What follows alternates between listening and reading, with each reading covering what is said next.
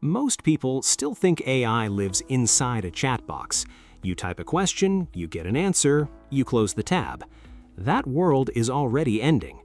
What's replacing it doesn't wait for your attention. It acts on its own. It remembers who you are. It shops for you. It sees what you see through your own eyes. So today, we're counting down the 10 shifts that will quietly rewire your daily life by 2027, from the data on your wrist to the device on your face. Stick around for number 1. It's already outselling everything analysts predicted, and it's closer than you think. It's already sitting on people's faces. 10 shifts, counting down, starting at number 10, ending at number 1. Let's start with the one that feels the safest, the one that still looks like science fiction from far away, but up close is already clocking in for work. Number 10, home robots, the timid beginning. Right now, if a robot folds your laundry, it's probably not in your house, it's in a warehouse. Companies like Amazon are already running robots. Think of Agility Robotics Digit, a machine built to walk on 2 legs and move totes between shelves inside distribution centers, right now, today. Tesla has Optimus. Figure AI has its own humanoid, quietly being tested inside real logistics operations. And analysts at Gartner expect more than 3 out of 4 companies to have some form of this kind of automation in their warehouses by 2027. Here's the thing about new technology, though. It never starts in your living room. It starts where the mistakes are cheapest, a warehouse, not a nursery. So by 2027, don't expect a robot butler folding your shirts while you sleep. Expect something smaller, a first expensive, slightly clumsy machine that can do 1 or 2 chores, and a lot of very confident marketing that oversells what it can actually do. Think of it like the very first smartphones. Clunky, overpriced, kind of magical anyway. That's where home robots will be in 2027. Not finished, but undeniably starting. Number 9. The watch on your wrist stops counting and starts warning you. For years, your smartwatch has been a glorified pedometer. Steps, calories, a little badge when you close your rings. That job is basically done. The new job is bigger and honestly a little more unsettling. Apple Watch already flags irregular heart rhythm that can point to atrial fibrillation. Samsung's Galaxy Watch already screens for sleep apnea. Oura and Whoop are pushing further into things like continuous metabolic tracking. Not just how you slept, but how your body is actually functioning while you sleep. Here's the shift you need to feel, not just hear. Your watch used to describe your day. By 2027, it's going to describe your risk. That's a completely different relationship with a device. One tells you a story, the other one taps you on the shoulder and says, "Hey, maybe call your doctor." It won't replace medicine, nobody serious is claiming that, but it's going to change who walks into a doctor's office and when and why. A quiet nudge weeks before a symptom you'd actually notice yourself. 2 trends down. A robot finding its footing in a warehouse, a watch on your wrist learning to whisper, "Pay attention." And this is genuinely just the warm-up. If you're enjoying this, I want to invite you to hit like, subscribe to this channel, and follow us here every day. This is exactly the kind of thing we break down, trend by trend, tool by tool. Now, get ready because number 8 is where things get uncomfortable. We're about to talk about video you can no longer trust with your own eyes. Okay, video you can no longer trust with your own eyes. Sounds dramatic. It isn't an exaggeration. Number 8. AI video reaches perfect fidelity, and a new race begins, the race to prove what's real. Tools like OpenAI's Sora and Google's VO can already generate video that looks like it was shot on a real camera, with real people, saying things that never happened. Not kinda convincing, not you can tell if you look closely. Indistinguishable, to your own eyes, in real time, on a normal screen. Here's a question worth sitting with for a second. If you can't trust what you see, what do you trust instead? The answer that's forming right now is proof of origin, not proof by appearance. It's called content provenance, a digital signature attached to real footage the moment it's captured, through a standard called C2PA. Camera makers, Adobe, major platforms, they're all starting to bake this in. Not, does this look real, but can this file show me where it came from? And it's not just video, it's voices. Voice cloning tools can now recreate someone's voice from a few seconds of audio. A few seconds. That's enough for a scammer to call your parents sounding exactly like you, asking for money in an emergency that never happened. This is why security experts, even the FBI, now recommend something almost embarrassingly simple: a family password. One word agreed on in advance that only your real family knows. If a call sounds like your kid, your parent, your partner, but panicked and asking for money or gift cards, you ask for the word. No word, no trust. Doesn't matter how real the voice sounds. By 2027, that kind of quiet skepticism isn't paranoia. It's just basic hygiene, like locking your door. Number 7. The software you need stops being something you search for and starts being something you just make. Think about the last time you needed an app that didn't quite exist. Maybe something to track inventory for a small shop. Maybe a simple scheduler for your kids' carpool. You searched, found 6 options, none of them fit, and you gave up and used a spreadsheet. That entire search is about to become pointless. Tools like Replit, Cursor, and Claude, and newer builders like Lovable let you describe what you want in plain English, and working software comes out the other side. Not a mock-up, not a prototype, something that actually runs. People are calling this vibe coding. You're not writing code line by line, you're describing a feeling, a function, a result, and the AI handles the syntax underneath. Here's the part that matters for you, specifically, and not just programmers. By 2027, this stops being a programmer's trick. Small business owners, teachers, people running a side hustle out of their garage, they'll be building small, disposable tools for themselves. Not to sell, just to solve one annoying problem in minutes for free. Software used to be something you bought from a company. Increasingly, it's becoming something you just make, use once and throw away, like a sticky note that happens to run code. 2 very different forces right next to each other on this list. One teaches you to trust less, the other teaches you to build more. That tension, trust less, build more, is basically the whole story of AI in the next 2 years. Keep it in your head, because coming up next, your voice and your memory, 2 things you thought belonged only to you, and how AI is about to get much closer to both. Your voice and your memory. Let's start with the one you've been hearing get better for years without really noticing. Number 6. Voice gets a lot more common. Let's be honest about something. Voice assistants have existed for over a decade. Alexa, Siri, Google Assistant. You've had a talking speaker in your kitchen since 2015, and for most of that time it was fine. Set a timer, play a song, tell me the weather.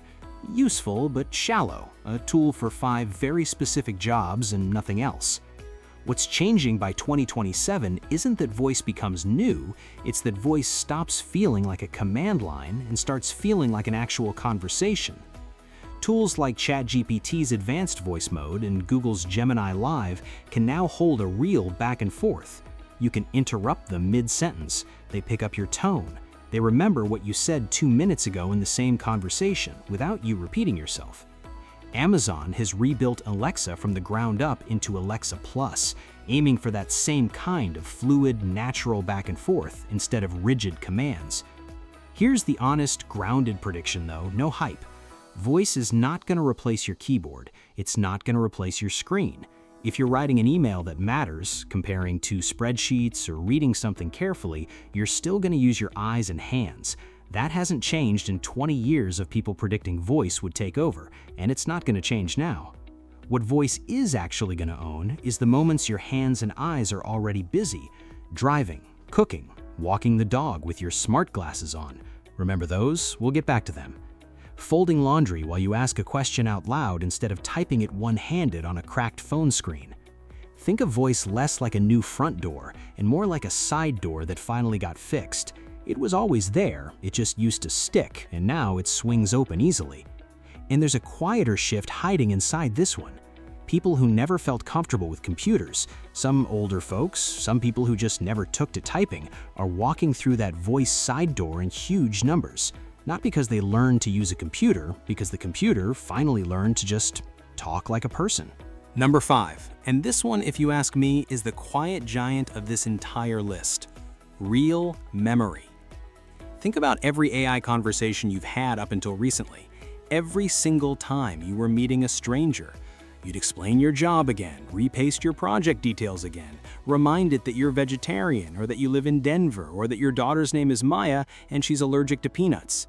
Every conversation from zero. That is finally actually ending. Tools like ChatGPT now carry memory across conversations, your preferences, your ongoing projects, the way you like things explained. Claude does something similar with persistent context across your projects, so it doesn't just answer a question, it remembers the 3 weeks of work that came before that question. Here's a question worth asking yourself. What actually makes a good assistant? A real one, a human one. It's not that they're smart, it's that they know you.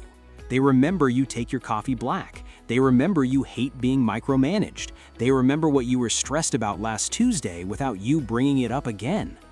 That is the exact thing AI has been missing this entire time. And by 2027, it stops missing it. Picture this. You open your assistant on a random Wednesday and it already knows you're midway through renovating your kitchen, that you prefer short answers over long ones, that you asked it last month to remind you about your mom's birthday. Not because you told it today, because it never forgot. That single change flips the entire relationship. It's not a tool you use anymore, it's closer to an assistant you've actually had for a while. But, and this matters, so let's not skip it, memory means data. Somewhere, something is storing the fact that your daughter is allergic to peanuts. That's not a small thing, that's genuinely personal. So alongside this trend, expect a second one riding right behind it. Real controls. The ability to see exactly what an AI remembers about you. The ability to open it up like a file and delete what you don't want kept. The companies that win this next stretch won't just be the ones with the best memory, they'll be the ones you actually trust to hold it responsibly. Two trends right next to each other again. Voice getting more human, memory getting more personal. Put together, they point at the same destination, an AI that stops feeling like software and starts feeling like it's actually paying attention to you specifically. That's 6 down, 4 left, and honestly, the next 4 might be the most useful ones on this entire list because they're not about the far future, they're about your Tuesday afternoon. If this is landing for you, this is a great moment to hit like, subscribe to the channel, and follow along. We post something like this every single day. And trend number 1 coming later is worth sticking around for. Let's keep going, because next up is something that's already quietly changing how millions of people shop, and right behind it, an AI that works even when your Wi-Fi doesn't. Shopping first, then Wi-Fi. Number 4. Shopping stops being something you do and starts being something that happens for you. Think about the last time you bought something that actually mattered. Not a coffee. Something over $200, a mattress, a laptop, plane tickets for a family trip. How many tabs did you have open? Be honest. 4, 6, 10, with 3 of them just different color options for the same couch? That whole ritual, comparing, reading reviews, hunting for a coupon code, abandoning the cart, coming back 3 days later, is quietly getting replaced.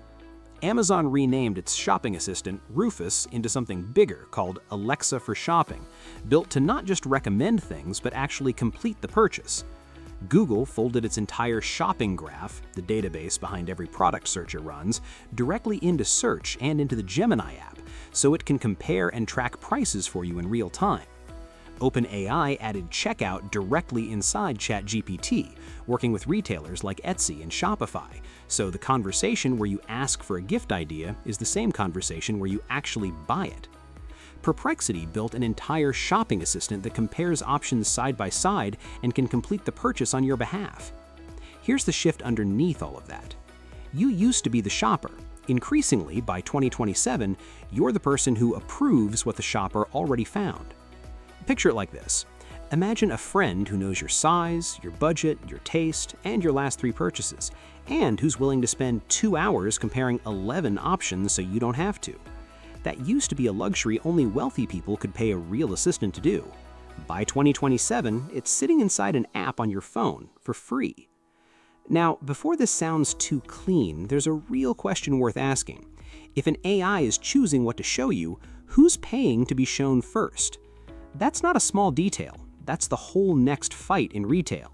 Which of these agents is actually shopping for you, and which one is quietly shopping for whoever paid the most to be recommended? Worth remembering the next time an assistant seems a little too enthusiastic about one specific brand. Number 3, the AI on your phone stops needing the internet at all. Right now, most AI still works like a phone call. You ask a question, it travels to a giant data center somewhere, gets processed, and the answer travels back. If the connection drops, the call drops. That's changing, fast. Apple built a set of AI features called Apple Intelligence that run directly on the iPhone itself. No trip to a server required for a lot of what it does. Google's Gemini Nano runs locally on Pixel phones. Samsung's Galaxy AI features increasingly work the same way. Microsoft built an entire category of laptops called Copilot Plus PCs with a dedicated chip whose only job is running AI directly on the device, not in the cloud. Here's why that matters more than it sounds like it should. It means the AI works on a plane, in your basement, in a dead zone on a road trip, in a hospital where you're told to turn your phone off wireless. It means it's instant, no lag, no spinning wheel, no thinking bubble. And it means something quieter and arguably more important. What happens on your device stays on your device. Nothing gets shipped to a server just to answer a simple question. Think of the difference between calling a friend every single time you need advice versus that friend just living in your house, always there, never busy, never needing a signal. By 2027, expect works without internet to become a selling point companies say out loud on purpose, because for a growing number of people, that's not a nice to have anymore. That's the whole reason they'll choose one phone over another. 4 trends down, 6 to go. And notice the pattern forming. Shopping getting quieter, computing getting more private, robots getting started, watches getting sharper. Every single one of these is AI doing more while asking you less. That pattern is about to get a lot more obvious because next we're talking about an AI that doesn't just answer you anymore. It actually uses your computer for you. An AI that actually uses your computer for you? Let's sit with that for a second, because it sounds small and it isn't. Number 2, the agent that operates your computer while you go do something else. For the last few years, AI has mostly lived inside a box. You type something in, it types something back, you copy that answer out, and you do the actual work yourself. The clicking, the scrolling, the switching between 11 tabs, the actual grinding through the task. That box is starting to lose its walls. OpenAI built agent mode directly into ChatGPT. It can open a browser, click through pages, fill out forms, and complete multi-step tasks on its own, checking in with you along the way. Anthropic's Claude can do something similar, operating a computer directly, clicking, typing, navigating software the same way a person would. And it now works inside Chrome as an extension, watching a web page and acting on it. Microsoft has built Copilot actions into its own ecosystem aimed at exactly this, letting an agent carry out real steps across your apps instead of just suggesting what to do. Perplexity built an entire browser called Comet with an agent baked into it from the ground up. None of these are science fiction demos anymore. People are actually using them today for actual work. So let's make this concrete, because an agent that uses your computer means nothing until you picture the boring stuff it actually replaces. Picture a Tuesday afternoon. You need to download 40 invoices from a vendor portal that for some reason only lets you export 5 at a time. You need to reconcile that against a spreadsheet that's already got errors in it. You need to reschedule 8 meetings because a client moved their trip up a week. None of that is hard, it's just soul-crushing, repetitive, and it eats your whole afternoon. By 2027, that's not your afternoon anymore. You describe what you need, pull all the invoices from this portal, match them against this sheet, flag anything that doesn't line up, and you go make coffee. Or better, you go home on time. Here's the actual shift, and it's bigger than it sounds. You stop describing the clicks, and you start describing the outcome. Think about how strange that would have sounded 5 years ago. Telling a piece of software, handle my inbox for the next hour and only interrupt me if something's actually urgent. And it just does that, correctly most of the time. That last part matters, most of the time. Because here's the honest caveat. And any channel that skips this part is lying to you. These agents make mistakes. They click the wrong button, they misread a form, they occasionally do something confidently wrong, which is somehow worse than doing something and admitting it's unsure. So the realistic picture for 2027 isn't hand it your whole life and walk away. It's closer to hiring a very fast, very capable intern who never gets tired and never needs to be trained twice, but who you still don't let touch your bank transfers or sign anything on your behalf without checking first. The judgment stays with you. The grinding, repetitive execution stops being yours to do. And think about who benefits most from that trade. Not the people who already loved spreadsheets, the people who never wanted to be their own IT department, their own bookkeeper, their own scheduling assistant, small business owners running a shop by themselves, a parent managing 5 kids' schedules in a part-time job, someone starting a side business at 45 with zero technical background. For decades, getting more done meant hiring someone or working later. By 2027, for a lot of ordinary tasks, it just means asking. There's a quieter question underneath all of this too, and it's worth sitting with instead of rushing past. If an agent can now do the boring 70% of the job, the data entry, the scheduling, the digging through portals, what's actually left for the human? Usually it's the part that mattered all along and got buried under the busy work, deciding what to build, deciding who to call, deciding what's actually worth doing at all. That's not a small consolation. That might be the real upside hiding inside this whole trend. Now, everything we've just walked through happens on a screen. A laptop, a phone, a browser window, somewhere you're sitting down looking at a rectangle. What happens when that same intelligence stops living behind glass on your desk and starts riding along on your actual face, seeing exactly what you see wherever you happen to be standing? That's not a hypothetical for 2027. That one's already shipping, right now, by the millions, and it's exactly where we're headed next. Trend number 1. A screen on your desk is one thing. A screen that rides on your face, seeing exactly what you see, is a completely different kind of shift. So let's slow down for this one, because it's the whole reason we started this countdown here. Number 1. Smart glasses become your actual second phone. Not a gadget, not a curiosity you show your friends once and then leave in a drawer. A device you put on every morning, the same way you put on your actual glasses or grab your actual phone. Here's the part that should genuinely surprise you. This isn't a 2027 prediction dressed up as news.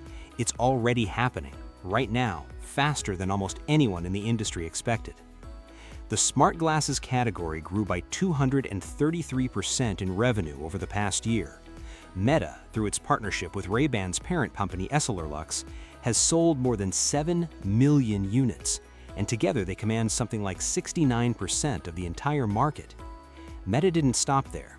It launched its own glasses line this year, starting at just $299, cheaper than the Ray-Ban models, specifically to get this onto more faces faster. And it's not a one-company story anymore. Google and Samsung are pushing into the same space with their own glasses built on Android, and other players are racing to catch up. When that many companies fight that hard for the same real estate, that's not a fad. That's a land grab for what they all think is the next computing platform. So what does that actually mean for your Tuesday? Picture this. You're traveling, and someone starts speaking to you in a language you don't understand. Right now, in glasses that already exist, you hear a translation almost live in your own ear while you keep making eye contact with the actual human in front of you, not a phone screen shoved between the two of you. Picture this. You're at the grocery store, holding a product, and you just ask out loud, "Does this have peanuts in it?" And you get an answer, because the glasses are looking at exactly what you're looking at, not what you typed, what you're actually seeing in that exact moment. Picture your grandmother, who's been struggling with her hearing for years, wearing a pair of these, and suddenly seeing live captions of what the person across the table is saying, floating right there in her field of view, without a giant clunky device, without anyone in the room even noticing. Picture standing in your garage, hands covered in grease, actually needing both hands on the engine, and instead of wiping your hands to check your phone for a repair diagram, you just look at the part and ask what you're looking at. None of that requires you to take anything out of your pocket. That's the entire point. The phone made computing something you carry. Glasses make computing something you simply have, the same way you have your own eyesight. Think back to the very first smartphones for a second. Clunky, a little embarrassing, definitely not what the iPhone would eventually become. And then think about how fast that curve bent once it actually worked. That's the curve smart glasses are on right now, except it's moving faster because this time the entire AI industry is pushing behind it at once instead of one company alone figuring it out slowly. Now, let's not pretend this is only good news, because that wouldn't be honest, and you deserve honest. A camera that's always pointed at whatever you're looking at is also a camera pointed at everyone standing near you, without them agreeing to it, without them even knowing. We went through a smaller version of this exact discomfort when camera phones first showed up, and society eventually built new norms around it. Expect that same uncomfortable adjustment period here, probably faster and probably messier, because this time the camera isn't in your hand where people can see it, it's on your face, looking like a completely normal pair of glasses. That tension doesn't cancel out everything good about this trend, but it's the one honest asterisk sitting next to trend number 1, and it's worth remembering the next time you're standing near someone wearing a pair. Here's the bigger picture though, the one that ties this whole list together. Go all the way back to where we started. Most people still think of AI as something that lives inside a chat box. Type a question, get an answer, close the tab. We said that world was already ending. This is exactly what we meant. A robot finding its footing in a warehouse, a watch that whispers, "Pay attention," instead of just counting your steps, video you can no longer trust with your own eyes, and a quiet race to prove what's real, software you build yourself in minutes instead of searching for it, voice becoming the side door that finally swings open easily, memory turning a tool into something that actually knows you, shopping that happens for you instead of by you, AI that works with no signal at all, an agent that handles the boring 70% of your job while the judgment stays yours, and all of it, eventually, riding on your face, not because that's flashy, but because that's simply where attention already lives. Nowhere else made sense once you think about it that way. That's the full shift, not one dramatic headline, 10 quiet ones stacking on top of each other until one day in 2027 you look up and realize none of this feels new anymore, it just feels like Tuesday. 10 trends. Fast recap before we close. Robots, still finding their footing in warehouses, not living rooms. A watch that stops counting and starts warning. Video so real you can't trust your eyes, and a race to prove what's true. Software you build yourself in minutes, no code required. Voice finally working the way it should have from day one. Memory finally making the AI actually know you. Shopping happening for you, not by you. AI that works with zero signal right on your device. An agent clearing the boring 70% off your desk. And glasses on your face carrying most of it with you. 10 products, one real story underneath all of them. For 20 years, computers waited for you to ask. Every trend on this list breaks that. The watch warns before you check. The agent clears your inbox before you open it. The glasses already know what you're looking at. AI stopped waiting. It started anticipating. That's not a threat, it's a risk of a different kind. It gets easy to stop noticing what you handed off until the choice you never made becomes permanent. So the real question for 2027 isn't whether to use any of this. It's deciding on purpose what you hand off and what you keep doing slowly with your own hands because it's yours. If this changed how you're thinking about next year, follow this channel and send it to one person who still thinks AI is just a chatbot. Drop a comment. Which of these 10 surprised you most? And tell us which one deserves its own full video next. We're reading every comment, and whatever keeps coming up is what we build next.